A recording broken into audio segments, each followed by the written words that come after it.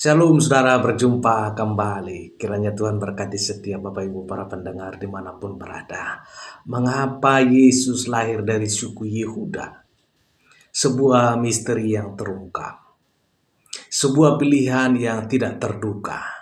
Saudara, ketika Allah merancang rencana keselamatan bagi umat manusia, Ia memilih 12 suku Israel untuk dipilih sebagai jalur kelahiran Sang Mesias.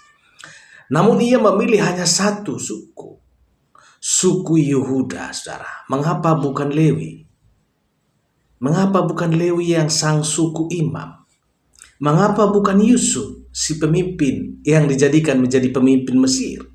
Atau mengapa bukan Benyamin, anak kesayangan Yakub? Saudara, jawaban bukan sekedar silsilah, tapi penyataan dari karakter Allah yang memilih bukan karena kelayakan, melainkan karena kasih karunia. Haleluya. Saudara, Yehuda bukan anak sulung. Ia bukan anak yang dicintai. Ia bahkan dikenal lewat pengkhianatan, menjual saudaranya Yusuf seharga 20 keping perak. Lalu jatuh dalam skandal menantu perempuannya, yaitu Tamar, yang ia kira seorang pelacur. Namun justru dari latar belakang inilah kita mulai memahami kebenaran teologis yang dalam. Allah tidak memilih yang sempurna, saudara.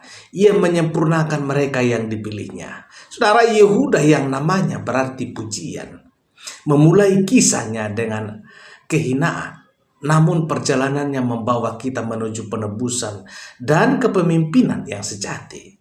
Gambaran dari Yesus yang akan datang ini bukan pilihan acak, saudara. Ini adalah rencana surgawi yang dijahit rapi sejak awal sejarah Israel. Yang kedua, dari penjual saudara menjadi gembala saudara. Transformasi yang mengguncang surga. Setelah menjual Yusuf, saudara, Yehuda mengalami penurunan moral. Ia menikahi wanita Kanaan. Anak-anaknya jahat, dan ia sendiri terjebak dalam dosa tersembunyi bersama Tamar.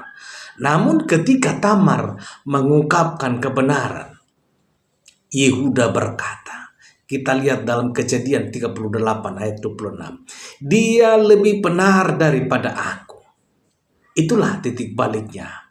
Bertahun-tahun kemudian, saat kelaparan memaksa saudara-saudara Yusuf pergi ke Mesir, Yehuda menunjukkan perubahan luar biasa. Ketika Benyamin diminta tetap sebagai budak, Yehuda berdiri dan berkata dalam Kejadian 44 ayat 23, biarlah aku tinggal sebagai budak menggantikan dia. Ini adalah transformasi sejati dari penjual saudara menjadi pengganti saudara.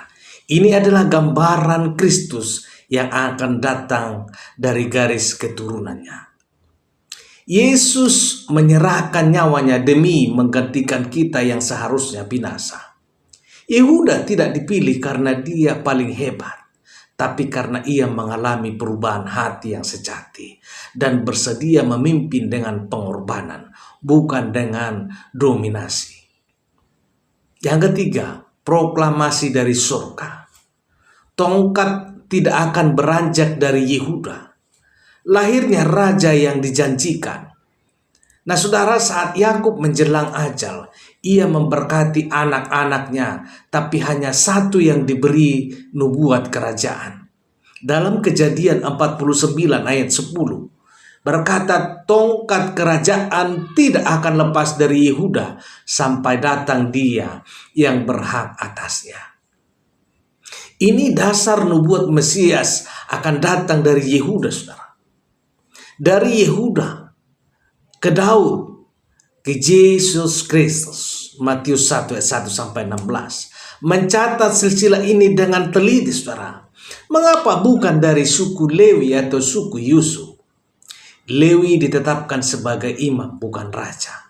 Yusuf besar di Mesir, tapi garis kerajaan bukan miliknya. Ruben, Simon, dan Lewi kehilangan hak sulung karena dosa mereka. Yehuda, meski bukan yang terbaik di awal, dipilih karena pertobatannya, Pertobatannya nyata dan karakternya berubah. Dari Yehuda lahirlah Daud, dan dari Daud lahirlah Yesus, singa dari suku Yehuda. Wahyu 5 ayat 5, saudara. Yesus tidak datang dari garis sempurna. Ia datang dari garis yang telah dipulihkan. Ini menunjukkan bahwa keselamatan bukan tentang asal-usulmu, tetapi tentang bagaimana Allah menebus dan mengubah. Saudara, sebagai penutup, sejarah Yehuda bukan hanya tentang asal mula Mesias, tapi juga tentang bagaimana kasih karunia Allah bekerja dalam hidup orang-orang yang pernah jatuh.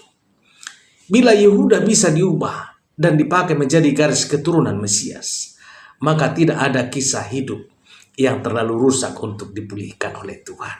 Saudara, demikian perjumpaan kita pada saat hari ini. Kiranya Tuhan memberkati, dan salam sehat, salam hebat. Sampai jumpa dalam video-video berikutnya. Haleluya. Amin.